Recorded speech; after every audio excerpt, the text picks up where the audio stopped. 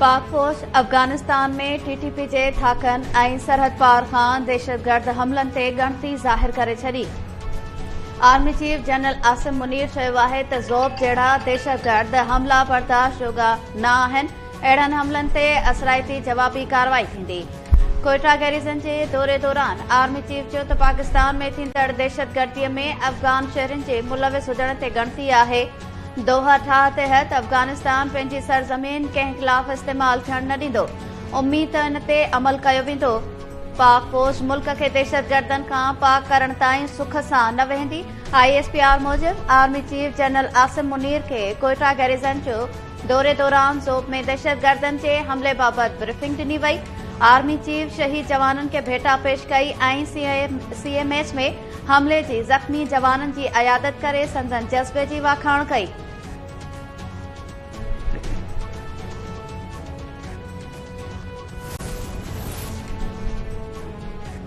IMF जी फरमाइश ते महांगाई सटियल अवाम मथां हिकु वधीक बिजली बम किराइण जूं तयारियूं।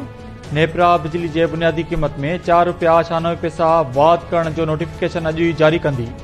नेपरा ज़रियनि मूजिब हुकूमती फ़ैसिले खां पोइ बिजली जो हिकु यूनिट लॻभॻि ₹50 खां वधी वेंदो।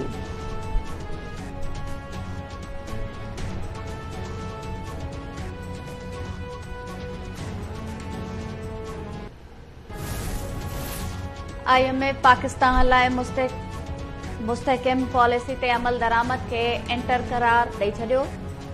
वॉशिंगटन में प्रेस कॉन्फ्रेंस कंदे IMF जी तर्जुमान जूली कोज़िक चयो आहे त IMF जो नओं प्रोग्राम पाकिस्तान जी मईशत खे मुस्तहकिम करण वारनि कोशिशुनि में मदद ॾींदो। पाकिस्तान लाइ मुस्तहकिम पॉलिसी ते अमल करणु ज़रूरी आहे। IMF पाकिस्तान खे $1 अरब 20 करोड़ ॾेई छॾिया आहिनि। रहियल रक़म नवंबर ऐं फरवरी में ॿिनि जाइज़नि बाद जारी कई वेंदी।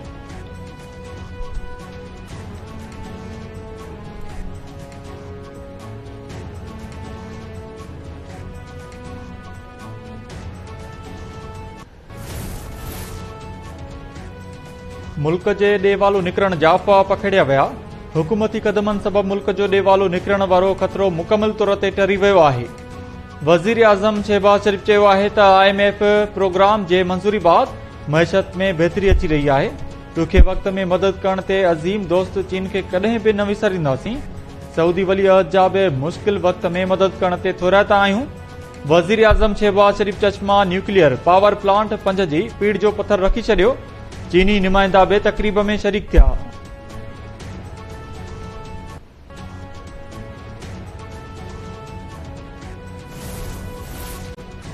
नून लीग पंजाब जे समूरनि तकनि ते चूंडूं विढ़ण जो ऐलान करे छॾियो। कंहिं बि पार्टी सां इतिहाद न करण जो बि ऐलान। वफ़ाक़ी घरू वज़ीर राणा सनाउल्ला चयो आहे त नून लीग पंजाब जे समूरनि क़ौमी ऐं सूबाई तकनि ते उम्मीदवार बीहारींदी। कंहिं तक ते किथे मदद जी ज़रूरत बि पई त उते रुगो सीट एडजस्टमेंट ते ॻाल्हि ॿोल थी सघे थी। लाहौर में प्रेस कॉन्फ्रेंस कंदे राणा सनाउल्ला चयो त सदाईं नून लीग ई मुल्क खे बहरान मां कढियो आहे। हाणे बि असां मुल्क जा मसला हल कंदासीं।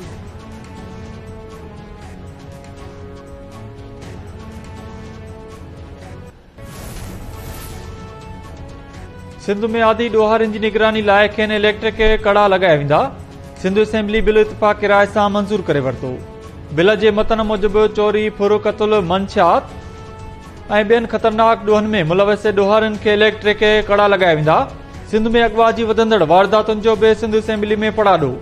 GDA MPA नंद कुमार गोखलाणी मामलो उथारींदे चयो त सिंध में अमन अमान जी सूरत इंतहाई ख़राब आहे। माण्हू ॾींहं ॾिठे जो अगवा थी रहिया आहिनि। अगवा जे वारदातुनि में वाध आहे। अवाम जी हिफ़ाज़त लाइ मुक़रर अहलकार पाण अगवा थियनि पिया। 1 साल अॻु थियल मासूम बाड़ी अगवा जा हिन वक़्त ताईं पेरा न खॼा आहिनि। प्रिया कुमारी बि अञा ताईं बाज़ियाब न थी सघी आहे। सिंध में ॾोहारियुनि ख़िलाफ़ फौज ऐं रेंजर्स ज़रिए ऑपरेशन कयो पियो वञे।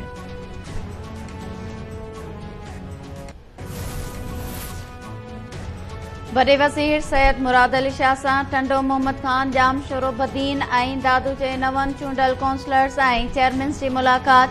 वॾे वज़ीर चूंडल नुमाइंदनि खे मुबारकूं ॾींदे चयो त अवाम अव्हां ते एतमाद कयो। उमीद आहे अवां बि अवाम जे एतमाद ते पूरा लहंदा। पंहिंजनि इलाइक़नि खे साफ़ सुथरो रखण समेत अवाम जा सभु मसला हल कयो।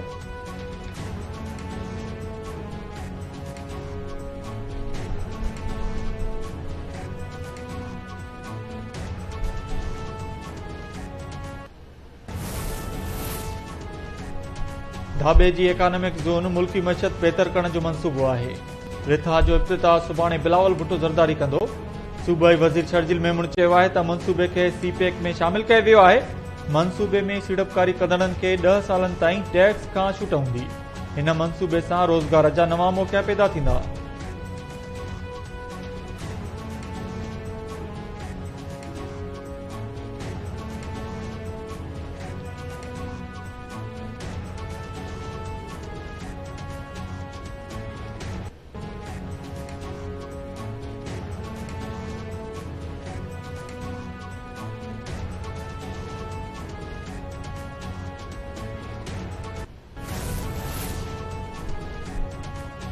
कराची के इलाके मंगोपीर में पुलिस हथा मारिजी वियल शहरी आशिम मक्सी कत्ल केस में गिरफ्तार।